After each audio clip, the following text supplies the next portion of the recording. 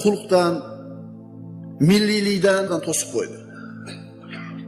Bu g'arbliklarning tushunchasiga ko'ra dunyo bir marta beriladi, hayot bir marta beriladi, undan imkoni boricha ne'matlanib, huzurlanib qolishlik kerak.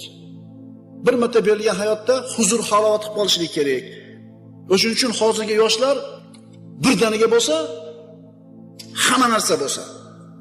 Bu ana shularni bergan targ'ibotning tushunchasi.